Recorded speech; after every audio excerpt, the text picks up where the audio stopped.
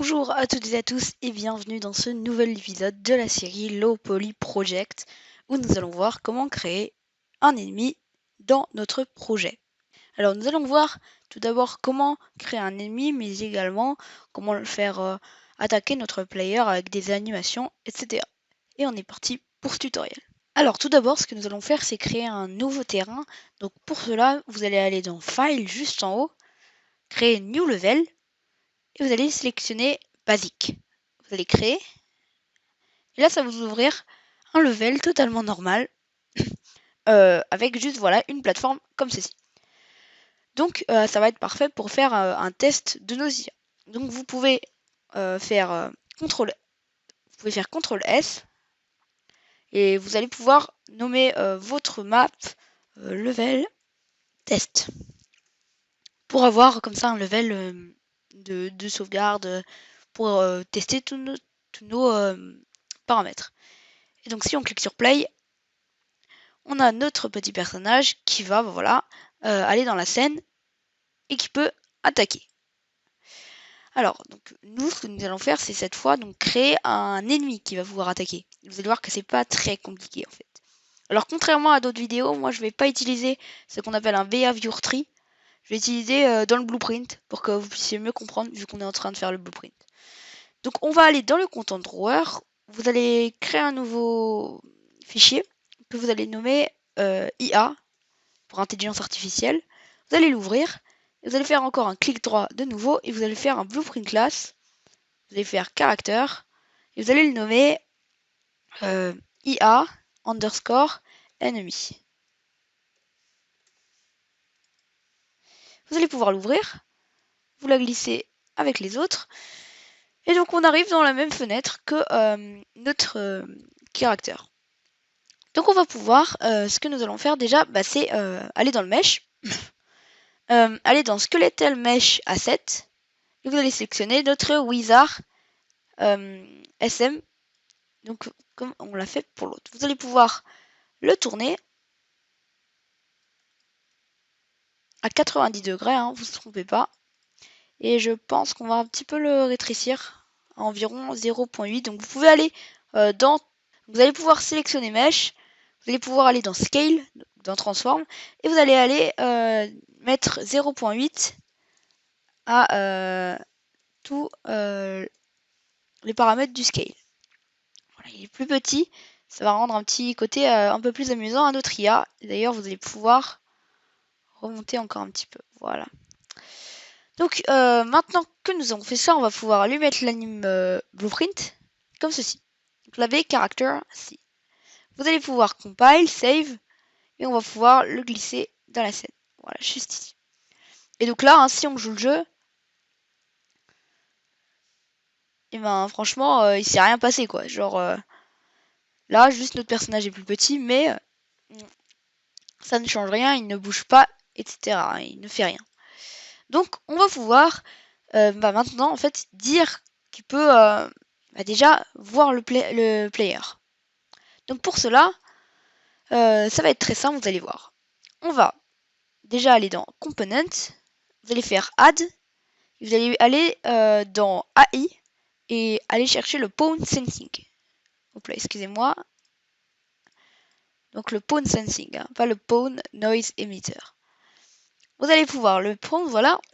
Et là, vous allez voir que vous allez avoir plein de paramètres pour que notre IA sente notre personnage, pour qu'elle le voie. Et nous, ce qui va nous intéresser plus particulièrement, c'est dans les events. Et comme vous avez les events, c'est quand on commence le code. Et c'est on see pawn. Donc vous l'avez compris, c'est quand on voit le pawn. Alors il faut déjà spécifier, par exemple, quel pawn ça va être, quel personnage ça va être. Et du coup, vous allez pouvoir étirer et on va faire un cast to character. Alors attendez, j'arrive. Voilà, vous allez pas faire. Vous allez faire cast to BP character. Ok. Vous allez pouvoir mettre en objet le pawn. Et donc en fait, et maintenant ce qu'on dit là, c'est que on va donc pouvoir référencer notre caractère à notre anti-pose. Donc là, c'est très simple, on a juste dit qu'en gros, quand il voit le personnage, il faut qu'on mette quelque chose. Et on va dire, par exemple, print text. Ça, vous n'êtes pas obligé de le mettre. Et on va dire, je le vois. Voilà. On va voir tout ça. Je vais devant mon personnage et vous voyez que en haut à gauche, on va voir que je le vois. Vous voyez? Donc nous, on va se mettre derrière. Et là, vous voyez que je le vois va s'enlever. Parce qu'il ne voit plus. Et si je me mets devant, vous voyez que ça revient encore une fois. Donc ça veut dire que notre système marche bien.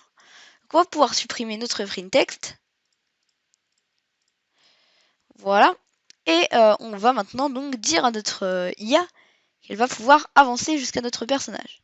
Et vous allez voir, c'est pas très compliqué, parce qu'il existe dans Unreal Engine un node qui s'appelle IMOV2. Donc je vous montre un petit peu à quoi ça ressemble. Vous allez taper IMOV2, comme ceci, juste ici, IMOV2. Et c'est un node spécialement fait pour les IA. Et en fait, il va nous aider à faire tout ce qu'on veut. Donc le pawn, c'est-à-dire c'est nous, donc on va pouvoir mettre self. Parce que c'est nous qui vont être contrôlés par l'IMOV2. Et la destination, ça va être notre caractère. Et donc là, vous pouvez encore mettre des petits paramètres. Donc pour que notre IA aille jusqu'à notre caractère, on va étirer asBP caractère, donc la référence, et on va faire un get actor location pour avoir la location exacte de notre player. Et donc si maintenant on regarde, on va revenir. Je vais mettre un player start juste ici. Donc là, vous voyez que notre IA ne nous voit pas. Mais si là, elle nous voit, et ben elle ne va rien faire. Oui, en fait, c'est normal. Pourquoi elle ne va rien faire? Parce que l'IMOV2 nécessite un autre component spécialement fait pour ça. C'est un navMeshBounceVolume. Donc le navMeshBounceVolume, c'est très simple. On va aller dans les placeActors. Vous allez faire navMeshBounceVolume. Vous allez l'attraper, vous voyez, juste ici. Vous allez pouvoir le mettre dans la scène. Voilà. Et vous allez pouvoir l'étirer. Juste comme ça, vous voyez. Donc vous allez le sélectionner. Et vous allez l'étirer un peu, voilà, tout au long de la scène. Voilà, environ comme ça. Et maintenant, si vous appuyez sur P, et voilà, la scène, elle s'est transformée en verte. Alors pourquoi c'est vert? Et bien en fait, c'est parce que c'est là où notre IA va pouvoir aller. Donc, vous voyez que si je rajoute un bloc, par exemple, et bien vous voyez que il n'y aura plus de vert à côté du bloc, c'est-à-dire que l'IA ne pourra pas aller jusqu'au bloc. Parce que bah, elle ne pourra pas monter dessus non plus. Donc on va pouvoir tester tout ça.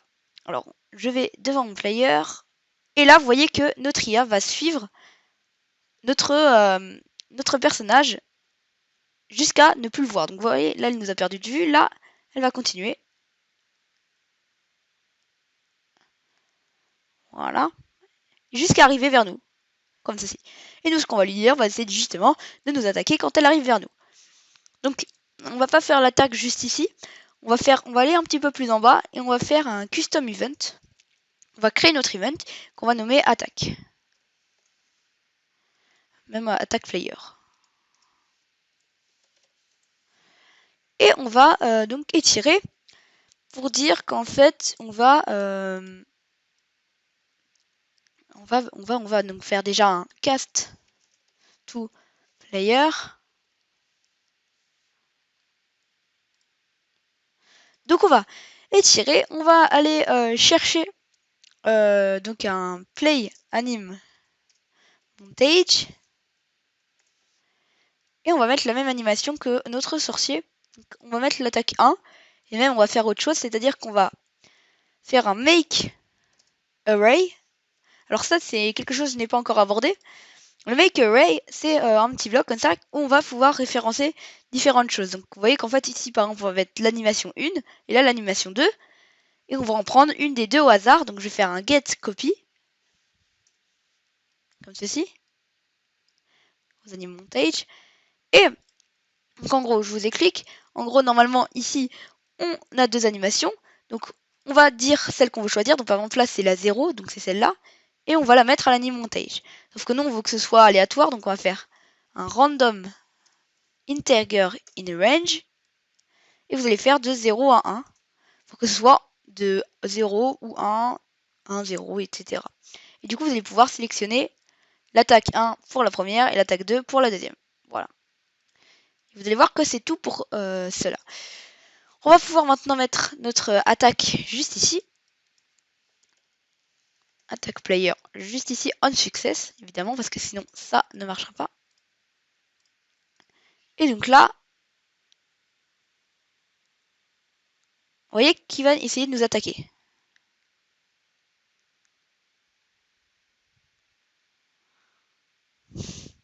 Voilà. Donc alors on va lui remettre une taille normale pour que ça ait pas trop d'incohérence. Voilà, donc je lui ai remis sa taille normale. Vous pouvez faire de même, hein, à moins que vous vouliez la garder comme ça, c'est très bien aussi. Là, vous voyez que c'est plus cohérent. Et moi aussi, vous voyez, je peux attaquer. Mais bon, ça ne marchera moins bien.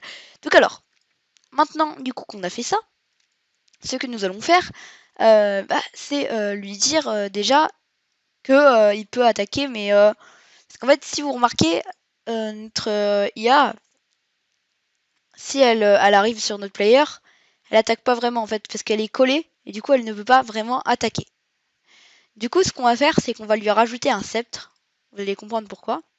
On va faire un static mesh. On va le nommer, on va le nommer mesh comme ça, static mesh. On va pouvoir le mettre dans le mesh. On va sélectionner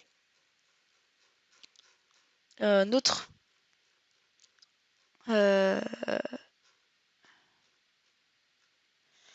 strafe. Vous allez pouvoir choisir le strafe 03. Vous allez mettre dans, du coup, land air. Vous allez pouvoir le tourner. Donc vous allez juste faire, voilà, comme ceci. Donc, vous allez juste remettre les paramètres à 0 ici. Et vous allez mettre bien les paramètres. Hop là. Et hop là. Comme ceci. On va voir ce que ça donne.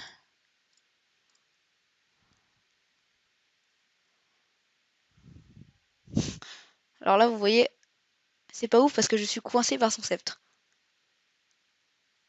Donc, le problème, c'est que si on est coincé par le sceptre, ça ne marche pas. Du coup, on va aller, vous sélectionnez toujours le sceptre et on va aller dans Collision. Vous allez mettre non block all dynamique, vous allez mettre no collision. Vous allez compile et là, normalement, on n'a aucune collision avec. Voilà, on peut aisément sortir. Mais vous voyez que quand même, notre IA attaque quand même bien. Donc il est temps maintenant d'implémenter les damages sur notre ennemi, que ce soit nous qui lui implémentions des damages. Donc vous allez pouvoir aller dans le Counter Drawer, aller dans notre BP Character, notre Blueprint, et j'avais mis quelques petites choses que j'ai supprimées ici. Donc vous allez pouvoir déjà en fait ils m'ont supprimé tout ça, parce qu'en fait c'est une mauvaise formule d'attaque. Je vais vous montrer un petit peu comment on fait. Donc vous allez faire un play anim montage et vous allez faire un du coup comme je vous l'ai dit, vous allez faire get copy. Vous allez faire un make array avec les mêmes animations comme du coup dans notre IA, parce que c'était pas le bon script, hein. C'était plus gourmand en performance, celui que j'avais fait la dernière fois. Du coup là on va pouvoir faire pareil un random comme on l'avait fait juste ici, et on va pouvoir mettre 0 à 1. Voilà. Et maintenant, si on regarde dans notre test, on peut regarder que ça marche tout aussi bien. Hein. Voilà, ça marche même super bien en fait. Hein. Donc, ça c'est très très bien pour notre projet. Maintenant, ce que nous allons faire, c'est que nous allons du coup implémenter des damages. Et pour cela, il nous faut juste un script, enfin un petit node qui se nomme apply damage. Donc, vous allez pouvoir étirer et faire apply damage. Et le damage actor, il va falloir dire c'est qui. Et du coup là on va pouvoir faire un cast to enemy. Sauf que le problème c'est que si on fait directement un cast ennemi, ça veut dire que dès qu'on attaquera, il aura des damages même si on ne le touche pas. Donc ça ne correspond pas avec ce qu'on veut. Du coup, ce que nous allons faire, c'est très simple. On va créer ce qu'on appelle un line trace by channel. Donc vous allez pouvoir étirer et faire un line trace by channel. Donc déjà, à quoi ça sert un line trace by channel? En gros, c'est une ligne qui va être tracée, qui va partir d'un point A à un point B, et qui va nous dire si elle touche quelque chose ou pas. Et c'est avec ça qu'on va permettre à notre personnage de savoir si on touche notre ennemi. Donc du coup c'est très simple, on va dire que du coup le point A c'est notre personnage comme vous avez pu le voir et le point N c'est devant notre personnage. Donc pour cela vous allez faire getActorLocation. Donc c'est notre getActorLocation de notre personnage. Vous allez le mettre dans le start et donc ça va commencer à start. C'est très simple. Du coup vous sauvegardez et maintenant on va dire du coup où ça va se terminer. C'est très simple aussi. Vous allez faire un get, ça j'en ai même pas encore parlé, getActorForward vector. Alors en gros c'est très simple. Vous vous souvenez qu'au début de la série, on a parlé d'un truc un peu semblable qui était un getForwardVector. Et c'est un peu pareil, c'est-à-dire qu'en gros ça va pouvoir nous permettre de dire qu'est-ce qu'il y a devant le personnage. Du coup, on pourrait le mettre comme ça sur notre end, mais on peut pas dire quelle est la longueur de la ligne. Du coup, on va faire un fois. Alors ça, c'est assez compliqué. Vous allez aller, vous voyez le petit pin qui est juste là. Vous allez pouvoir faire convert pin et vous allez mettre en float. Du coup, on va dire que la longueur est de environ 100. On va dire c'est 100 devant le personnage. Et vous allez pouvoir faire un getActorLocation. Vous allez faire plus. Et vous allez mettre donc juste ici comme ceci. Alors qu'est-ce qu'on vient de faire? C'est très compliqué. En fait, on a dit qu'en gros, on allait prendre notre devant de personnage, qu'on allait donc dire, en gros, on veut partir du devant de notre personnage, plus environ 100, et on va raccorder tout ça à notre getActorLocation pour avoir du coup notre line devant nous. Et du coup, vous allez pouvoir mettre en drawDebugType pour qu'on puisse voir la line. Vous allez pouvoir mettre none et vous allez mettre for duration. On va faire compile et là vous allez voir que donc si on appuie, vous allez voir que ça va nous tracer une petite ligne devant nous. Comme ça, vous voyez, une petite ligne rouge qui va se mettre tout le temps quand on attaque, qui va se mettre tout le temps devant nous. Alors elle est un peu petite, donc on va la augmenter. Vous allez pouvoir mettre par exemple là 200. Ça va être 2 fois plus grand, mais je pense que ça doit aller. En vrai. Donc on va pouvoir regarder. Et vous voyez que là, c'est déjà mieux. Vous voyez qu'en gros, là, si je vais là vers mon personnage, et vous voyez qu'en fait, le problème, c'est que si on va vers notre ennemi, et elle va pas détecter notre ennemi. Alors, pourquoi? C'est assez simple aussi. C'est parce que notre ennemi n'a pas une bonne collision. Donc, en fait, on va revenir dans l'IA ennemi. On va aller dans Mesh, plutôt dans Capsule Components, excusez-moi, et on va aller dans Collision, et vous allez mettre Block All. Voilà. On va pouvoir revenir, on va faire le test. Et là, si vous regardez bien la ligne, je vais mettre bien derrière notre personnage. Voilà, vous avez vu, ça nous a créé un sorte de petit carré comme ça. Et derrière, il y a du vert pour savoir que c'est du coup que c'est là où ça se... il y a la collision. Vous voyez que là, on voit bien que c'est comme ça. Et du coup, on va dire qu'en gros, si on tape quelque chose, si on trouve quelque chose, on va faire un branch. La condition, ça va être que si on touche quelque chose, alors on va faire un out it. Vous allez pouvoir prendre le break its result. Et là, vous allez voir, c'est un immense node avec, que j'ai juste enlevé ça d'ailleurs, je vais l'enlever comme ça. Et ça, vous voyez qu'en fait, ça va nous permettre d'avoir tous les paramètres de là où on a touché. Donc l'acteur qu'on a touché, le component qu'on a touché, la location, enfin tout ce que vous voulez en tout cas. Et du coup, nous, ce qui va nous intéresser, c'est le hit actor ici. Et du coup, ce que nous allons faire, c'est que nous allons faire un cast to enemy. IA enemy, pardon. IA enemy. Voilà. Et là, vous allez faire un objet et vous allez le mettre dans hit actor. Comme ceci. Et du coup, ce qu'on va pouvoir rajouter là ici, c'est notre apply damage. Donc vous allez pouvoir faire un apply damage. Et donc le damage actor, ça va être notre ennemi. Donc en gros, on va donner des damages à notre ennemi et on va donner environ 50 damage à notre ennemi. Donc en gros, s'il a 100 de vie, et ben, on va lui enlever la moitié. Donc maintenant, ce qu'on va dire en gros, c'est que notre ennemi il peut mourir. Du coup, pour ça, vous allez voir, c'est assez simple. On va créer une fonction. Donc on va aller sur notre IA ennemi. On va créer une fonction juste ici. Donc vous allez faire un plus fonction. Et vous allez nommer cette fonction damage. Voilà. Et là, en fait, et ben, cette fonction, elle va être très simple. C'est-à-dire qu'on va rajouter un input qui va se nommer également damage. Voilà. Donc le damage, on va lui dire en gros qu'il va enlever de la vie. Donc en fait, on va créer deux variables. On va créer une variable. On va créer notre variable else. Et du coup, notre variable else, on va pouvoir la mettre là. Et on va dire qu'on va faire donc damage moins, en fait, du coup, on va soustraire damage à notre else. Donc on va pouvoir mettre else à 100 pour qu'on dise que notre vie, normalement, elle est à 100. Et du coup, on va faire un else.